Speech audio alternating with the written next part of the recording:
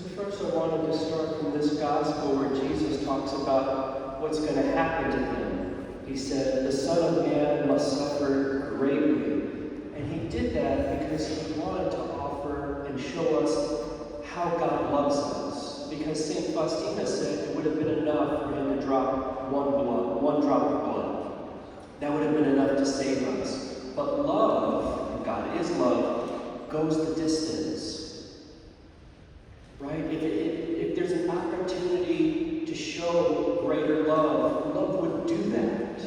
So Jesus goes all the way onto 2 pieces of wood, and he's shamed and humiliated, but he would have done it maybe a million times if that was necessary for us.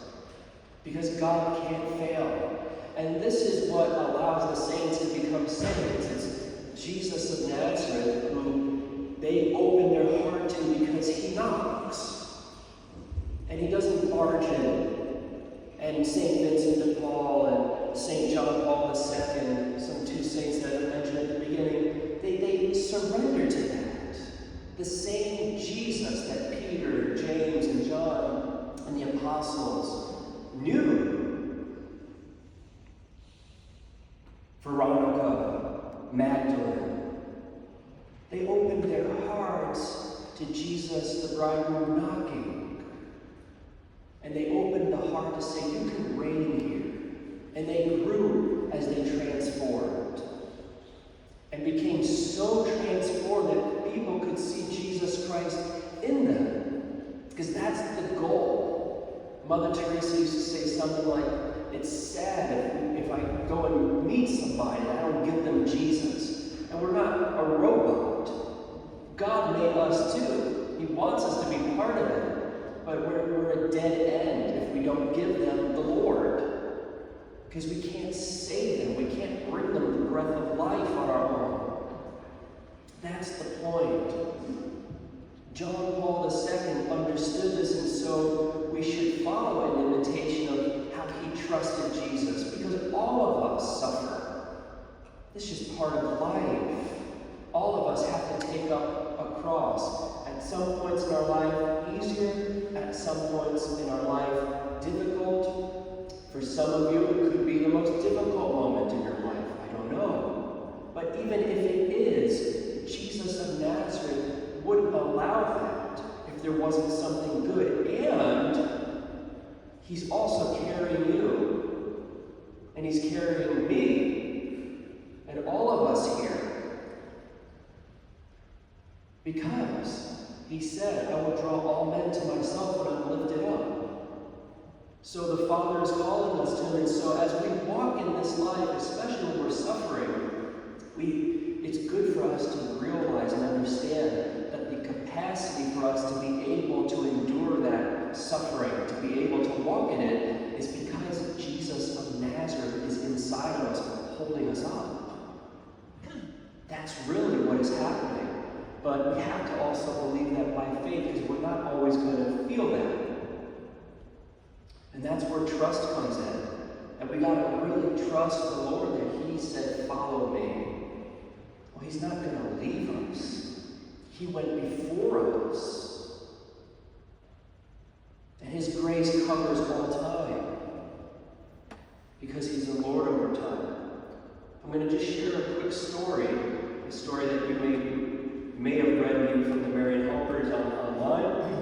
But if you haven't heard it, I consider it a great privilege to be there when one of my beloved priests in the Marians was dying. I asked the Lord to be there because I had known him for 10 plus years. And it was just me and one other man in formation. And we thought he had hours upon hours left to live. And who would have known that it was, I think, less than 2 hours. And I had practiced how to say the Hail Mary about a year before in Polish. It was the only thing I could really mainly do in Polish. And so as he was dying, and the little sisters of the poor, and he wasn't really conscious, he didn't understand much, and his cheeks were sunken. And the little sisters of the poor said, do you know anything in Polish? And I said, well, I can do the Hail Mary in Polish. So I started the Hail Mary in Polish, and then I thought to myself, oh, why don't I go on YouTube with my phone and play the Rosary of Pope John Paul II Polish because that's how I mainly practiced praying the rosary, in Polish. So we took the phone, I think the sister took the phone, and had John Paul II praying the rosary in Polish and put it up to our priest's ear. And as he was sitting, laying there in his bed, dying, all of a sudden the sister said, "Look, there's tears." And he wasn't responding to anything. He had told me earlier, years before, almost hush-hush, when I asked him, "Who's your favorite pope?" He said, "John Paul II." And he was from Poland. And I did not see tears coming from, I don't remember at all tears coming from the right side. It was only coming from the left side, where that phone was being held. We prayed 5 decades of the rosary, and then we were, I believe, in the middle of the 6th decade. And he died during that decade, but what I saw left such an impression on me. This father, who was 97 years old, with the cheeks sunken, seemingly unaware, his face transformed. It became statuesque. It filled completely and became like a statue. And I felt like I heard in my heart, and I could be wrong, we'll find out in heaven, but I felt like I heard in my heart coming from him, and I don't know who it was. I can only guess and speculate the words of, "This is how I have suffered for you." I don't know who it was. Father Casimir did suffer a lot in his life, but he was also walking with Jesus. And so I don't know if I heard it correctly, but it helped me to better understand what I could not see for those first couple of hours.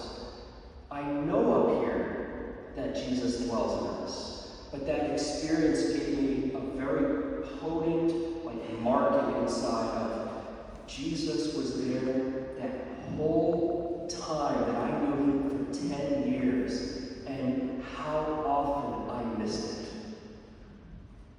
And I don't want to miss it anymore. And you all, and also in myself, he loves us. He delights to dwell within us, and he does yearn to make us